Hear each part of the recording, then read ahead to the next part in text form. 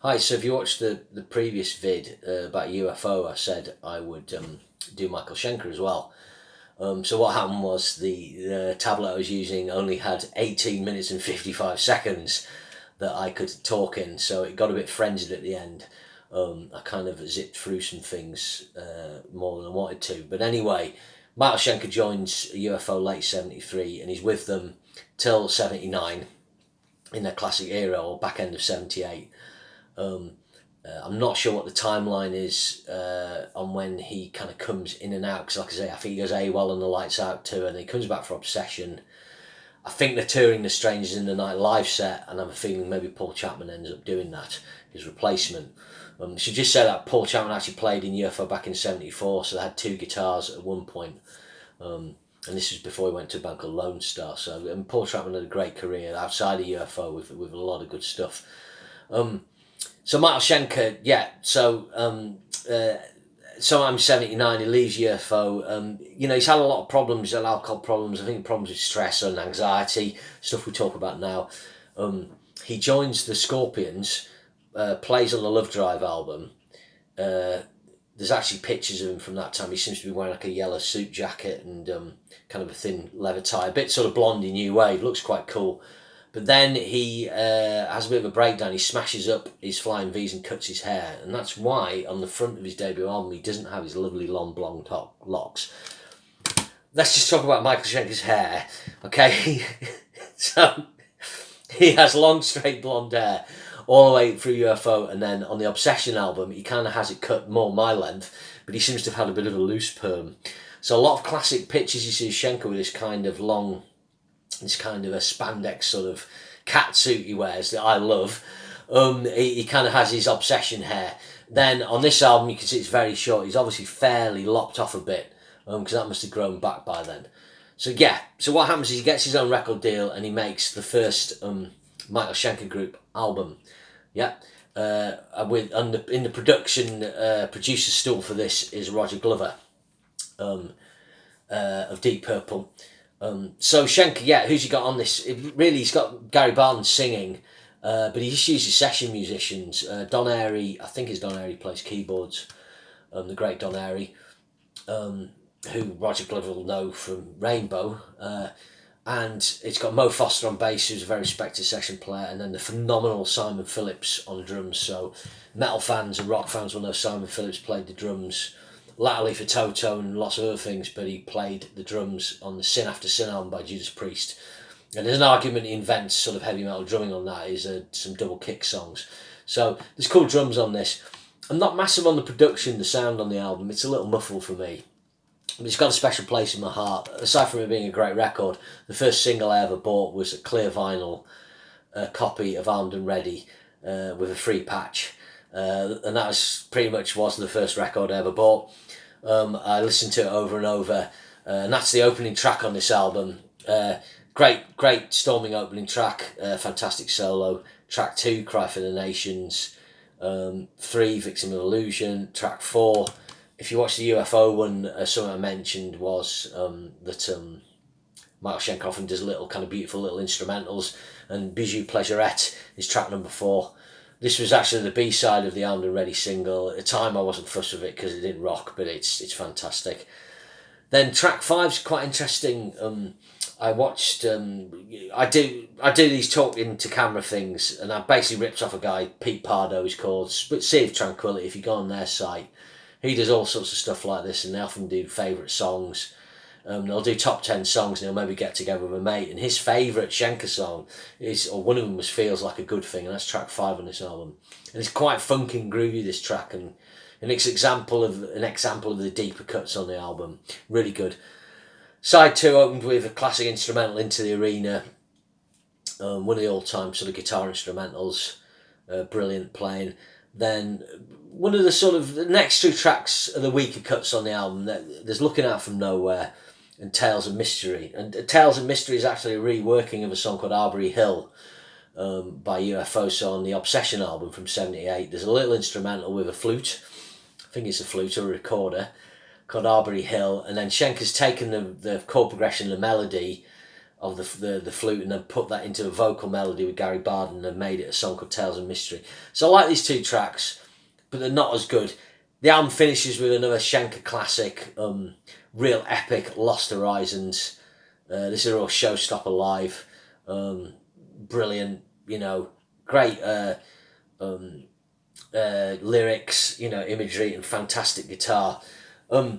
So this album, and Gary Barden is the classic MSG singer. The thing is, Gary Barden is not as good as Phil Mogg was, or Klaus Meine, if we're honest.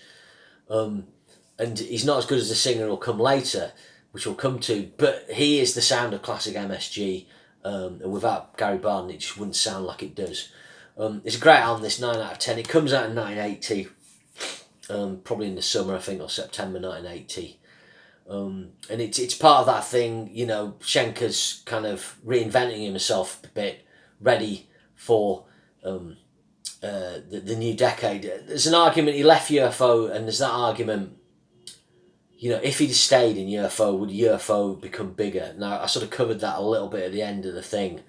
I think they would have stayed their size more and maybe become more secure in that. I'm not totally convinced they're a band that would have gone over the top. I think that they're always going to be Premier League, but down the lower end. And that's not because the songs aren't fantastic and, they're not a brilliant band. It's just they maybe didn't have every ingredient to kind of go into those, cow sheds, as they call them in the Midwest, and conquer those territories that you need to in America. The bands like Maiden and Priest did, and so on. But who knows, what Schenker did, it maybe gave him his own career and a different kind of longevity. He still plays all this stuff live, and he's been able to work the fact that he's had changing lineups really well in recent times. We'll come to that. It's a great debut record. It's, a top album. So 1981, they team up with Ron Neverson to make the Michael Schenker Group album, or MSG2. Now, by this point, he's got an established lineup. The great Cozy Powell on drums. That's him. There's Michael. There's Gary. Paul Raymond from UFO comes in, and then the brilliant Chris Glenn from the Alex Harvey Band on bass. And this is the best lineup of the MSG group. This is the kind of like the classic lineup. So this is what goes out on tours, the Michael Schenker Group album. If you go on YouTube, you'll find the Rock Palast video from the late 1980. Absolutely in searing form. Gary Barnes, really good front man. It's cozy, got his side stick technique, powerhouse, awesome. Michael's brilliant, it's just fantastic. This is where problems start, and I'll go into that. But that's nothing to do with the album. The album's really good. I wouldn't say it's as good as MSG1, but it develops the sound and the songwriting. Only 8 tracks. You've got Ready to Rock, great opener. Then you've got Attack of the Mad Axeman. The solo on this is just phenomenal. This is like proper tennis racket, mouth open air guitar. Superb. Then one of his great melodic tracks, On and On, builds a lovely keyboard part by Paul Raymond. And then side 1 finished with Let Sleeping Dogs Lie, another really cool album track of a great Schenker half-cocked wah riff. I mentioned in the UFO that he used the half-cocked wah, and sometimes he would just depress a bit. So on this he goes, so he just gets that a little bit of expression. Side 2 opens with a kind of epic track, I Want More, really good. Then a Paul Raymond song, Never Trust, the late great Paul Raymond. Then there's Never Trust a Stranger, it's a cool ballad. Track 7 is the track the last 2 tracks I always neglected when I was younger. But track 7, Looking for Love, it's a great track, but I think it maybe contains, and this is a tall statement, it may be the great man's finest guitar soloing. The solo he plays is beautiful line, great solo in the middle, and then at the end he just goes on this epic solo. And he plays it fairly straight, but it's just there's just something about the notes he's playing, the expression. It's a really good song. It's got loads of energy. And then it finishes off with Secondary Motion, which is probably the weakest track on it, but it's a good track. So I'd probably say it's an 8.5 out of 10. So I mentioned before there's problems with this album. The problems are actually with Ron Neverson. So Ron Neverson's genius producer, Survivor, Heart in the 80s, made their career defining albums of those eras. He's an engineer, he's engineered Led Zeppelin and stuff like that. He does the two UFO albums, which are two of his first really big jobs, Lights Out and Obsession. They're the greatest records, they're two of the greatest records ever. They sound phenomenal. They go out to France to do this. I don't know if they're in some mansion or something. But it takes a long time and they start hemorrhaging money. The production on this, it's got like a big sound, but it's a bit muffly. I don't think either Schenker album has the best production. The performances are really good and it captures how good the bands are, how good Michael is. I just don't know if it's as crisp as it should be. But this costs £250,000, £250,000, and I put that in the context. That's in today's money, it's 1981. That's going to be £1 million. So either they spend £1 million on this, or the cost with that album, the first album, and this, Matt Schenker's in the hole for £1 million to his record company. Obviously, yeah, he's had success in various territories, but he's not big in the States where the money is, so that creates a problem. He falls out with Ron Neverson. I remember there's a picture of him in Kerrang doing that with his guitar, and Kerrang put the caption sort of "fuck you, Ron Neverson, wherever you are," something like that, or this was for Ron Neverson, I don't know. So this album does I should mention the first Michael Schenker album makes number 8 in the UK. This album makes number 14. Weird fact, albums come out in 1981 by bands who did well in 1980 never chart as high as an 80.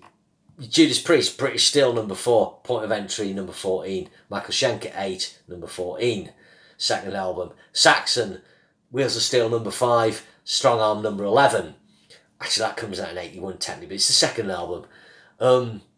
UFO, No Place to Run, I think that makes number 11. Wild and Winning and Innocent, number 19. There's a little pattern there, it's weird. Black Sabbath, it's the same, with the Mob Rules. I think to get some money in, they make a live album. Release a live album, only 2 albums in from the Budokan. It's great. It's actually one of the last all-time great live albums for me, this. It's brilliant. It captures the band in full flow. The classic Chris Glenn, Cozy Pal, Paul Raymond, Schenker, Gary Barden. Originally it was put out on double vinyl, but you could get it for £4.99. The record company must have been desperate. They must have been like, "Look, we need to sell some albums." I think this album makes number 5 in the UK. It's a great value for money. I remember I'd never really heard it properly before, if I'm honest.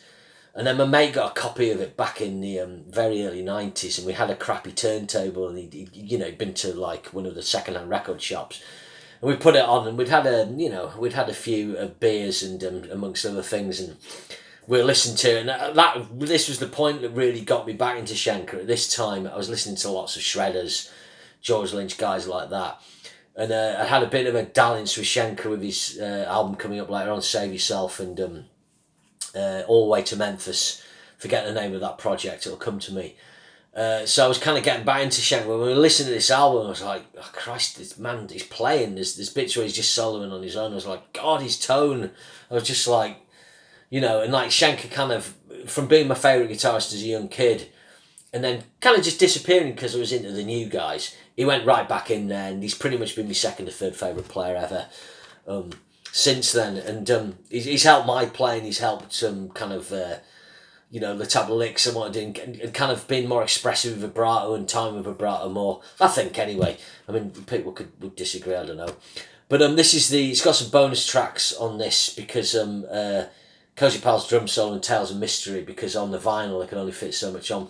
But it's really good. It captures that band. But the problem is, like I said, they've ran up debt. So the management at that time, I think it's Peter Mensch, says, "Look, you've got to lose Gary Barden as a singer." Gary Barnes, he's a cool frontman. I like his voice, but he's not in the league of Dio and those guys. So they get Graham Bonnet in, and they make this album, Salt Attack. It's quite light, this case.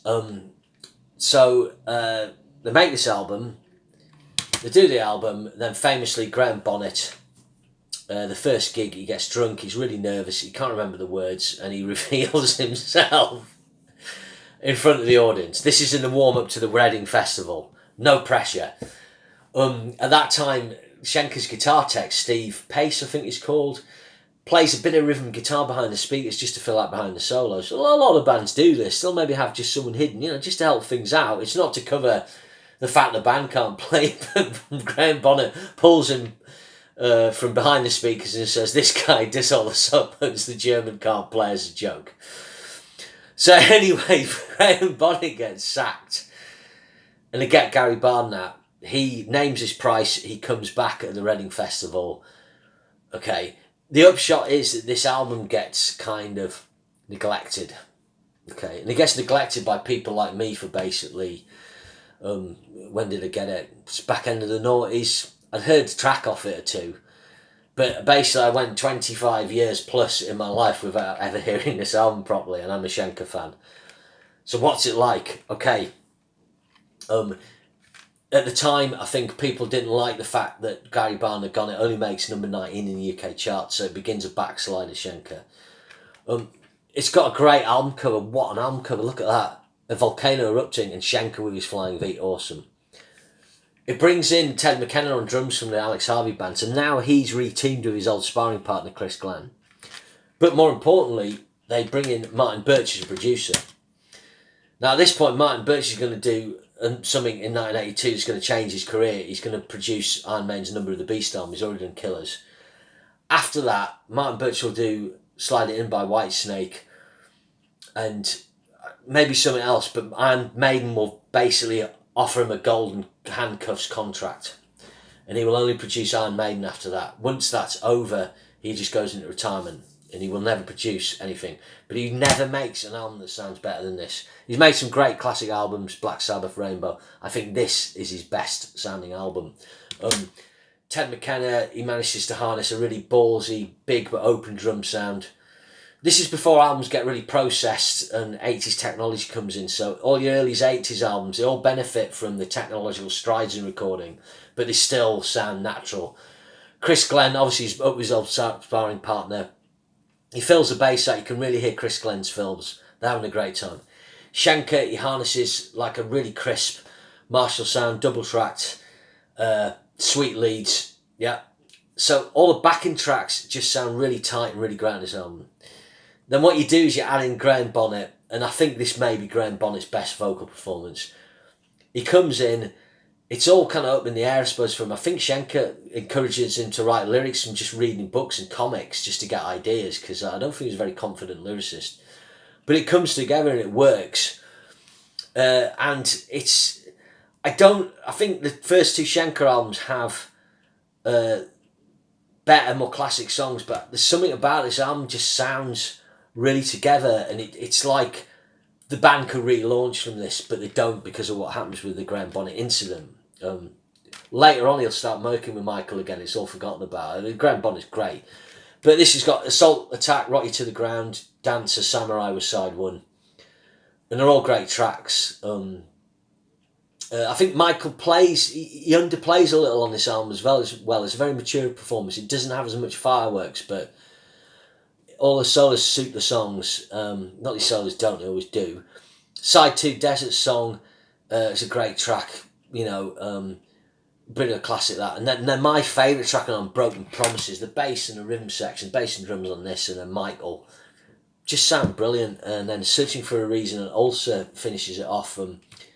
They're probably the weaker tracks, but Ulcer's a cool instrumental, and Searching for a Reason's good. Girl from Uptown, the B-side of Dancer, is the bonus track on this. But it's a really solid album. I mean, it's maybe a 9 out of 10. It's certainly an 8, 8.5. It's difficult. If someone came up to me and said, Assault Attack's their best album, I wouldn't disagree. I think it's kind of got a consistency. It's got something. It's just sad that they couldn't move on from that. But the first two albums probably have the tracks that kind of make the Schenker group legend. So Gary Barn comes back. There's been debt problems, so like Peter mentioned, the record company, whoever's in charge, right, we need Gary Barn back. And then they make Built to Destroy. Love this album cover. Schenker smashing his flying V into a Mercedes 450 SL. Mighty. What are the problems with this album? It's not as good as the ones that came before. And the first mix, the UK mix, is like, it's cloth-eared. I forget who produced it, but who's he called? Let me have a look. I can't even read. I'm going blind. Produced and mixed by, I can't even, Lewis Austin. I'm sorry, yeah, Lewis Austin engineered some albums for bands back in the 70s. I think he might have done some Priest. Either way, it's just not recorded and mixed as good as it should be. It's still got the MSG lineup, but it hasn't, the classic one, but it hasn't got Paul Raymond on it. Andy Nye plays on it. But it's a good record. What happens, it gets remixed by Jack Douglas for the US market. He of Aerosmith fame. I think the US remix is better, but I think the problem is the sounds weren't captured at tape. If you record stuff, I mean, I've recorded albums and stuff at a much lower level than all this, and probably not a good one, but the thing is with recording, what you realise is you have to capture the performance at the source, so that's you, and if you don't bring the hammer down, you know, you can't fix it in the mix. There's a myth in music, we'll fix it in the mix. Yeah, you can paper over cracks and polish that turd a little bit, but if it hasn't gone down to tape, as it was back then at the time, you won't salvage it. There's actually an album by a band called Icon that's remixed by Ron Neverson, which I might cover in another thing. That's an example where you can hear that the remix has really helped it, but the sound's not quite there at the source. But anyway, so this album got Rock My Nights Away, a track I really like. I prefer the US mix running, so I'll go through that running. Roddy, got I'm Gonna Make You Mine, it's okay. Time Waits for No One, yeah, System's Failing. No, I'm changing my mind, I'm doing the original. Rock My Nights Away, the album should always open with that. That's a really good track. I'm Gonna Make You Mine, Dogs of War, they're okay, System's Failing. Then you've got a really cool instrumental, Captain Nemo. Still Love That Little Devil. They bring in Derek St. Holmes on second guitar from Ten Nugent's band. He sings that. He's a better singer than Gary Barden, in all truth. Derek St. Holmes, if you don't know Ten Nugent stuff, he's got one of the great 70s American rock voices. Then Red Sky, that's one of my favourites. Time Waits for No One, it's alright. Rock Will Never Die, yeah, it's a good finisher. I don't know why they changed the running order for America. It's a funny album. I'd give it a 6 out of 10. It's like at the time it got neglected. My mate used to have it. It just doesn't sound as good. It's not as good. But in the context of, 1983 and beyond, it's worth having. So that ends like the era of the classic Michael Schenker group. What I'm up to 22 minutes. I'm going to skate through now. And I covered a bit of UFO there because I kind of rushed a bit. I've actually spent more time on this than I did the UFO. So the UFO should have had more. But anyway. Zach Curry's classic era. He disappears for a few years and then he comes back with MSG, but it's the McAuley Schenker group. So what he does, he forms a partnership with the Irish singer Robin McAuley of Grand Prix and the Far Corporation fame. They come a 50-50 partnership and they're going into the 80s. So Robin McAuley's got big hair and Michael Schenker's got hair extensions. They sign a deal with EMI and they get some money pumped into them and support Whitesnake on the 1987 tour. So what are they like? This is more typical AOR hard rock of the time. It doesn't have the sort of uniqueness of the latter day of the Michael Schenker group. I would say for me, I prefer this stuff to say Built or Destroy. But it's not as good as the classic MSG stuff. But I like this. It's nice to see Michael have some backing at that time. Give Me Your Love, Love Is Not a Game, really good tracks. Don't Stop Me Now, Here Today, Gone Tomorrow. Time. There's some good tracks on this album. It's well produced. It's 80s, but 80s in a good way. Michael plays some lovely stuff. Ron McAuley's a crack singer. He's very good. I didn't say crap, but I meant cracking singer. When I saw them do the gig recently on the Michael Schenker Fest, his voice sounded the best, and he's just done an album, Black Swan with Red Beach, Jeff Pilson, another guy on drums, and his vocals are phenomenal. He's in really good shape, and he's in his late 60s. I'll give this a 6, 7 out of 10. It's a good record. It's worth checking out. So then they follow that up. They've done pretty well with that. It's got Michael back on the map, got him coverage, pretty reasonable US chart placing, and they make the Save Yourself album. This is the best McAuley Schenker group album. This is definitely 7, 8 out of 10. Title track's good. Bad Boys, that's a fun track. Anytime. Anytime's like a kind of ballad AOR track, really good. Written actually by Steve Mann and Robin McAuley. Yeah, that's so much to say about this album. So They had a guy called Mitch Perry on the previous album, keyboards and guitar. He's actually a nifty player. They get Steve Manning for this of Lionheart fame. So they've got Bodo Shopped on drums. He's playing for Michael at the moment. Michael, Rob McAuley, and Rocky Newton on bass from Lionheart. So it's a good crew. Shadow in the Night, Get Down to Business. I think that finished side 1. What We Need, that's a good rocker. I'm Your Radio, I like that one. Then there's a little instrumental. This Is My Heart. Yeah, I like that track. It's a good AOR track. And then Take Me Back. Yeah, it's interesting on this album. It's got people writing songs. Michael doesn't write everything. Got Rocky Newton, someone called Kay Stewart wrote in the last track. Steve Mann writing Ron McAuley. Steve Mann's a really good writer, guitar player, keyboard player, backing singer. I mean, he's a crack squad player to have in your team. So Michael writes some stuff with Ron McAuley, other band members. It's a good record. That carries on into 92. By then, obviously, you know, things are difficult in rock for guys like this. The picture of Michael on the back. I forget who produces this. It's Andy Johns. No, Frank Filippetti. Sorry about this. Did he do? He does. Frank Filippetti does the Save Yourself album, and he produces this. He's a good producer. He does the Too Hot to Sleep album by Survivor, I think. So again, I think with this, the tracks aren't as memorable, but Nightmare, the last track, and the opener Eve, We Believe in Love. There's some good tracks. I think this is the last time Michael has a decent budget thrown at him for recording. At that time, and he plays some really good stuff, and you know, it's kind of the end of an era. If you combine this album with the other MSG albums and UFO, he's kind of had almost a 20-year run of rock. I think this is 6 out of 10, I give it. And in that time, he's influenced loads of guitarists. He's changed the sound of guitar. He's changed how hard rock and metal solos will sound. He is incredibly influential. After that, he does the Walk on Water album with UFO. He goes back and to and fro from UFO.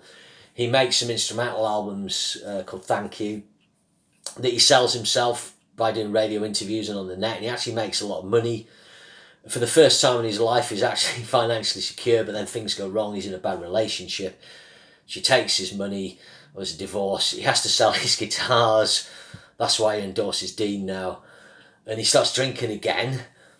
I saw a show back in late noughties where he was drunk. It's weird. He was supporting the Scorpions. I literally walked in, and within 10 seconds I knew he was in bad shape. He was doing a solo, and you could just tell. But he comes through it. He recovers. He has a new relationship, and then he starts touring as Michael Schenker again. And the old fans come out, people like me, and he's in that lucky position. And this is where I think his career.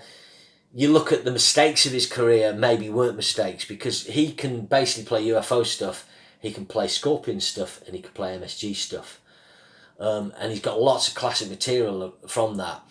So he's out with his band, he gets a singer in called Doogie White, and he starts to, settle into like a good groove, and then he decides to do the Michael Schenker Fest and Michael Schenker's Temple of Rock.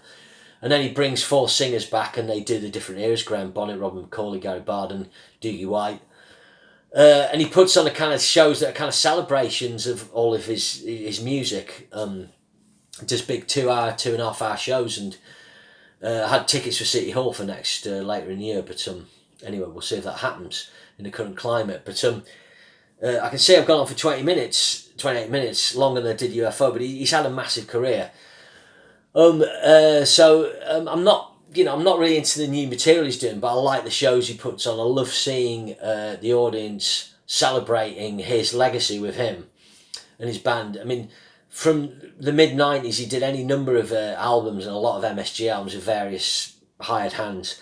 I think the first Michael Schenker Temple of Rock album, Bridge the Gap, is pretty good with Googie Right. I think that's worth checking out. I'd like to see him settle on a good producer, and he could either do it with Doogie White, but the band he's got in, he's got Bodo Shopped, Chris Glenn. He used to have a guy called Wayne Finley doing his guitar, rhythm guitar and keyboards, and he was really good. But he's got Steve Mann now, so Steve Mann's great. Maybe those guys, and he could do what, and maybe get a singer like Ronnie Romero in, who's done some new stuff with him. I think that might happen eventually. It'd be nice to see him get a really good producer and someone like Frontiers involved, you know, and maybe make that one final great MSG record. You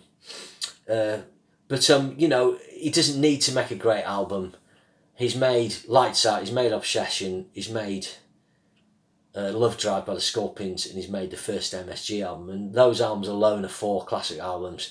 You can argue MSG 2, Assault Attack, and No Heavy Petting are classic albums.